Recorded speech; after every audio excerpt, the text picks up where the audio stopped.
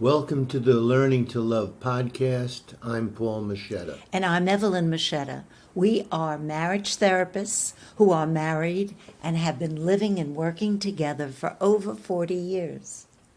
Now, last week's program, we introduced the idea of image making between partners in intimate relationships and the problems that they create in communication, in solving disagreements, in healing old hurts.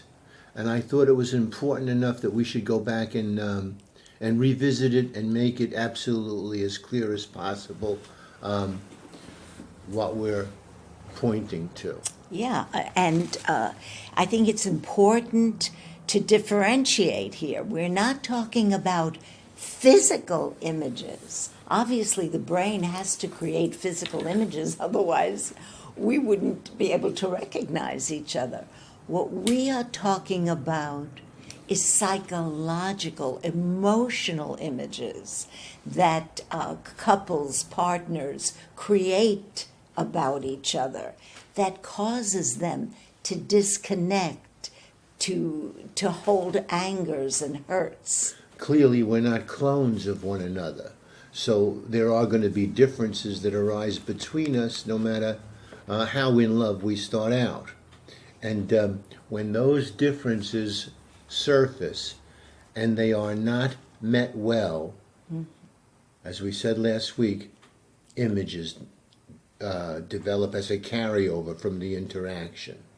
So every time there's a hurt that isn't made better, every time we have a clash of needs, you want to do one thing, I want to do another, and we're not able to find that common ground, and we get into a power struggle, an image develops. Right, yes. And then the images, of course, start to shape our interaction. It's the images that start running the show because it's like a personal bias each of us carries.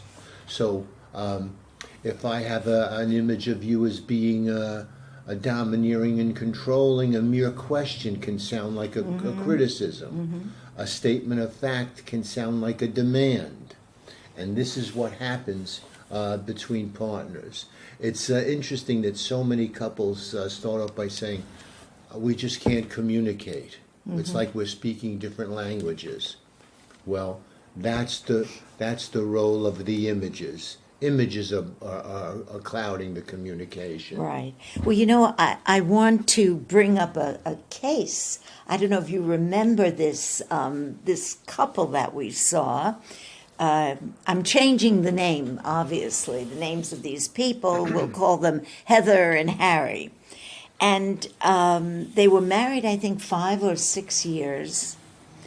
And Heather was saying that she felt the marriage really was a major disappointment to her. She felt that she saw him as selfish. She says that most of the evenings he just spends in the den watching TV, that sex is something that just happens 4 or 5 times a year. She says, and I quote, "He doesn't have a clue about who I am and what my life is like. He's content to just work and go out once in a while." She says he's a good father because now they have a newborn, but as a husband, she feels he really let her down. Well, let me give you Harry's point of view. His thumbnail sketch of Heather is that she's, quote, never satisfied and always wants more. The only thing he agreed with what she said was that, yes, they don't have much sex. But as far as Harry was concerned, Heather's impossible to please, the kind of person who doesn't know how to be happy. He felt unappreciated in his efforts to be successful and feels that he's, quote, anything but selfish. He complained at least that Heather doesn't appreciate his effort, and he feels constantly under attack and underappreciated. Yes, and Heather says, that no matter how she tries to show him appreciation, or how she tries to be less critical, it always comes out that he's seeing her through that prism, through those images. And so she said, he's got me so figured out, he won't let me be new. So what we had to show them was that they now were fixed in these images that they had of each other. And it was the images that were relating, images, mental pictures that they had of each other. And so they were no longer really fresh and new in the now moment. Well, as you said, the important thing to stress here is that the images start dictating what happens between us. Right. And the good things that we saw in one another, the qualities that we love and appreciate in one another, get pushed to the background because we're automatically reacting from these images. You trigger me and I trigger you, and we're off and running. Yeah. And it's just one bitter exchange after another. And as you said, when there are hurts, when there is pain, when there is anger, when there are disappointments, and that's bound to come up, if they go unresolved, they begin to pile up and they take on a life of their own. And that's what becomes the mental picture that we begin to have of each other. So the first step in helping partners break free of this is that each has to see that there is some truth in the other's image. They have to accept that this is how you see me. It may come as a surprise to me. I may disagree with it, but nonetheless, I have to take seriously that this is how you experience me, and I have to have the willingness to look at that objectively. So it means each of us willing to slow down, step back, and not be so reactive when a glitch happens between us. We're going to give each other the benefit of the doubt and kind of bless each other with kind intentions. And so the next time I experience you as being controlling or bossy, I'm going to do what we're coached to do. I'm going to say, time out. This is one of the times I experience you as being bossy or controlling. Or critical, right? Sure. Or demeaning in some way. Sure.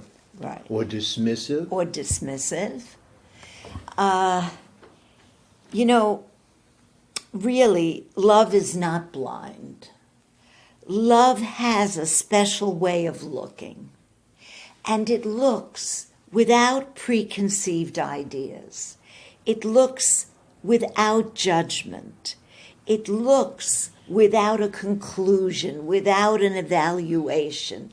It allows you to be new in this now moment. Yes, that's what looking with love is. And we've got to help partners slow down, disconnect from being so reactive to one another, and giving what's good between them a chance to resurface.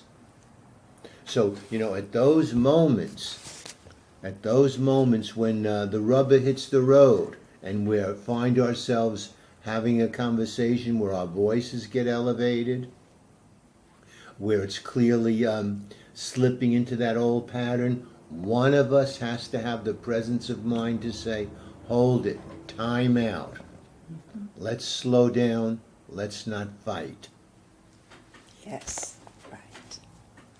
That's a beginning step that we both agree we don't want to be run by our negative images of one another. Yeah. We see that's happening, we see the toll it takes on our relationship, and we both agree that we're going to bring our best self to the effort of interrupting that knee-jerk reaction to one another. Right. And we're going to take responsibility, each of us, to not show up with that mental picture that you have of me. So in this case we spoke about, Heather is going to make sure that she doesn't show up as non-appreciative, that she doesn't show up of wanting more, that she doesn't show up as critical. And Harry is going to make sure that he's not showing up as someone who has to have it his way, of someone who is constantly judging her by what she is not doing, rather than seeing her, reading her, being able to see what she needs. Yeah. In the moment, in the now moment. And each time we're successful at interrupting an image-laden moment, when in the past we would be triggered by one another, each time we're successful in interrupting that and untying the knot just as it's beginning to develop between us, the tendency to see each other through that image subsides. And we're not seeing each other with eyes from the past. We're meeting each other new in the present moment right now.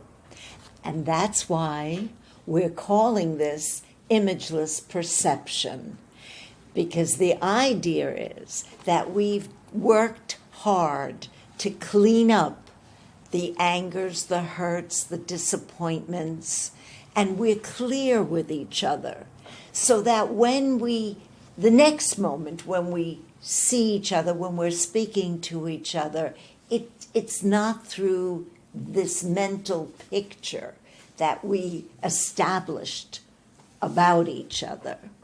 And this is so important because, as you said before, how can we clearly communicate? And communication is so important for a healthy relationship.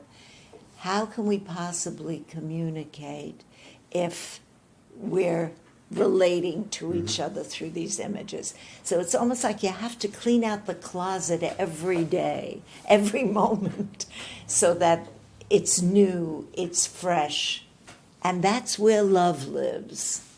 And that's the start of having something good happen between us.